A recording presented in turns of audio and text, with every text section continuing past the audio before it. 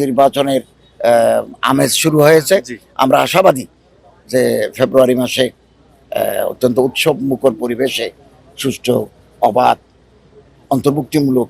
অন্তর্ভুক্তিমূলক নির্বাচন অনুষ্ঠিত হবে ইনশাল্লাহ।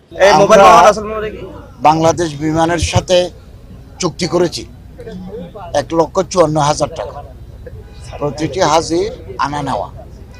ওখানে 1 টাকাও বেশি নেওয়ার সুযোগ নাই এবং এটা প্যাকেজ ঘোষণা হয়েছে। বাংলাদেশের যে বিমান পরিবহন মন্ত্রণালয়ের সাথে আমাদের মন্ত্রণালয়ের চুক্তি আছে। এখানে সিন্ডিকেশন কাজ করতে পারবে না, অতএব এখানে উৎকণ্ঠার কোনো কারণ নাই। হাজিরা নির্বিঘ্নে হজ করতে পারবে। বলেন স্যার, যেখানে 40 থেকে 50,000 টাকা টিকিটের দাম ছিল, এখন সেই টিকিটের দাম না কোথায় 40-50,000 টাকা ছিল? কোন সালের কথা বলছেন? এটা এখন যারা না আমি বলি 2023 সালে বিমানের টিকিটের দাম ছিল 1,94,800 1,94,800 টাকা ছিল 2023 সনে।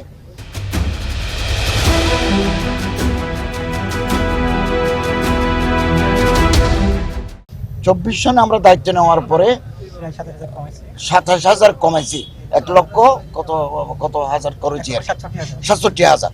এবছর আমি আবার 4বার বিমান মন্ত্রীর সাথে বসে, উনি 2বার আমার মন্ত্রণালয়ে আসছেন, আমি 2বার ওনার মন্ত্রণালয়ে গেছি। এখন 1,54,000-এ আমরা নামিয়ে এনেছি। আমি ওনাকে বেস ফেয়ারে আরও $100 কমানোর জন্য আমি অনুরোধ করেছি।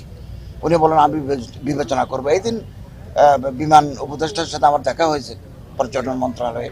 উনি আমারে বললেন যে আমি চেষ্টা করছি, দেখি আরও কমাতে পারি কিনা। যদি আমি $50ও কমাতে পারি, এটাকেও আমি হাজিদের ফেরত দেব। অতএব আমরা যতদিন দায়িত্বে আছি, হাজিরা নির্বিঘ্নে এবং স্বচ্ছন্দে তারা হজ করতে পারবেন। কোন সিন্ডিকেটকে আমরা পাত্তা দেব না, কাজা সুযোগ নাই। আপনাদের মাধ্যমে আমি আরো একটা আপিল করতে চাই, আমরা কেন বৃদ্ধ বয়সে হজ করতে চাই? হজ তো একটা কঠিন কাজ। আপনার মিনা, মুজদালিফা, আরাফা, এই যে তাওয়াফ, সাই, এগুলো তো শক্তি লাগে। আর আমাদের দেশে হজ করতে যায় একেবারে অশীতিপর বৃত্ত, এবং ওনারা মুভ করতে পারেন না, হারিয়ে যায়।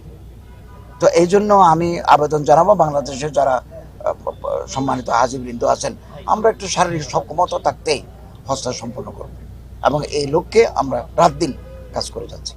তবে নির্বাচনের আমেজ শুরু হয়েছে। আমরা আশাবাদী যে ফেব্রুয়ারি মাসে অত্যন্ত উৎসব মুখর পরিবেশে সুষ্ঠু, অবাধ, অন্তর্ভুক্তিমূলক নির্বাচন অনুষ্ঠিত হবে ইনশাল্লাহ। আমরা এই ব্যাপারে কাজ করে যাচ্ছি।